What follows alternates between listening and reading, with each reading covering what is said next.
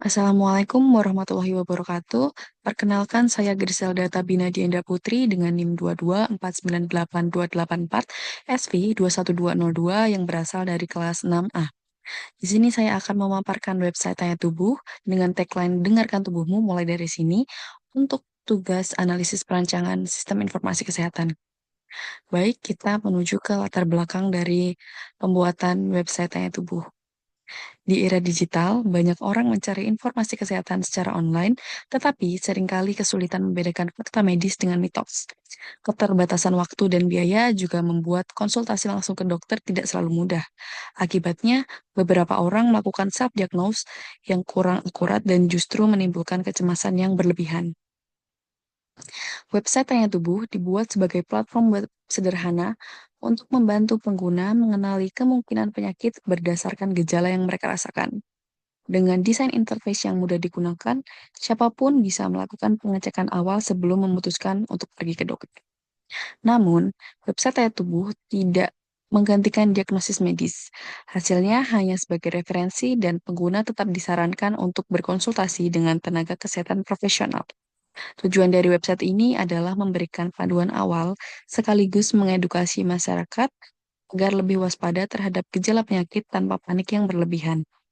Dengan adanya Tanya Tubuh, diharapkan masyarakat bisa lebih cerdas memanfaatkan teknologi untuk deteksi dini sehingga penanganan kesehatan menjadi lebih cepat dan untuk target pengguna dari website Tanya Tubuh adalah masyarakat umum yang ingin melakukan pengecekan cepat terhadap gejala kesehatan yang mereka alami sehari-hari. Baik, selanjutnya saya akan memaparkan fitur dari Tanya Tubuh.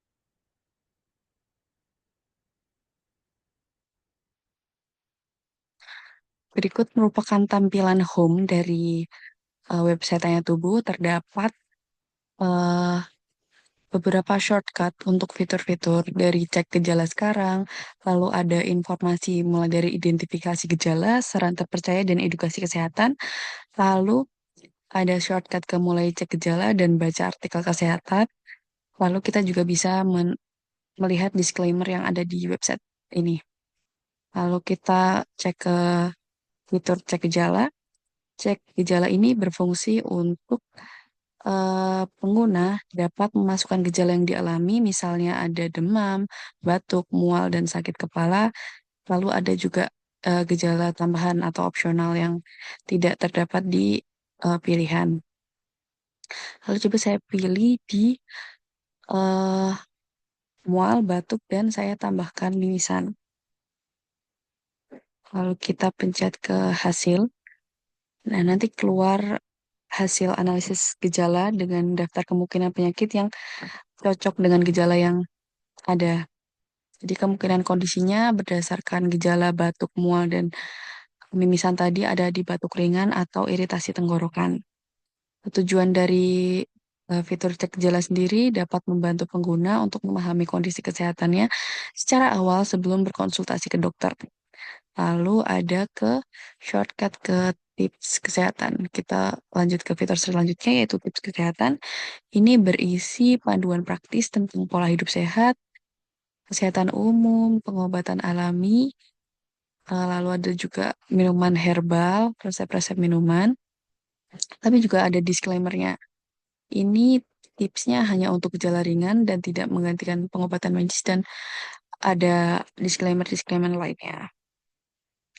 Lalu untuk fitur tips kesehatan ini bertujuan untuk memberikan edukasi kesehatan yang mudah diakses untuk meningkatkan kesadaran hidup sehat. Lalu kita lanjut ke fitur selanjutnya yaitu baca artikel. Ini berisi kumpulan artikel dengan berbagai kategori. Ini ada imunitas, pengobatan alami, dan juga gaya hidup sehat. ini berfungsi untuk membahas penyakit, pengobatan, penelitian terbaru, dan info medis terpercaya. Jadi nanti diklik aja, misal kita mau lihat yang ini, bisa klik di sini, baca selengkapnya. Nih, tampilannya.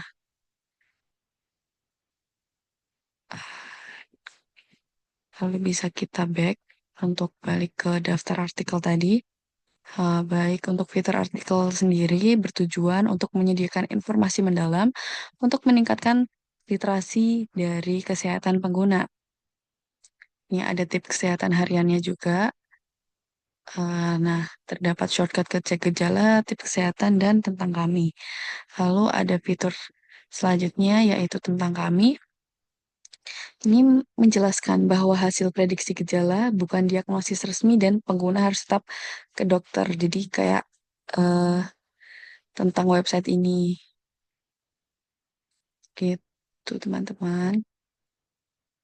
Nah, ini juga ada disclaimer yang bukan kami lakukan. Jadi kita tetap bukan acuan utama untuk menegakkan sebuah diagnosis. Tetap harus ke tenaga kesehatan yang ahli. Lalu ini ada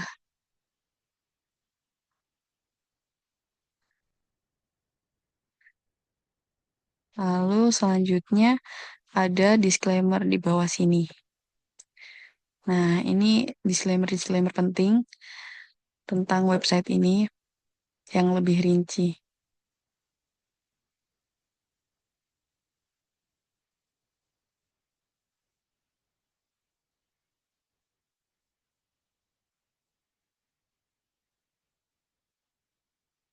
Baik, dengan fitur-fitur ini diharapkan Tanya Tubuh dapat membantu pengguna mendapatkan informasi kesehatan awal dengan cepat, mudah, dan terpercaya.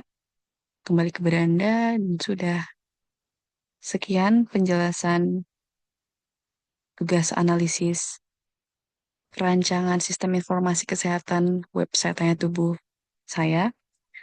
Terima kasih, kurang lebihnya mohon maaf. Wassalamualaikum warahmatullahi wabarakatuh.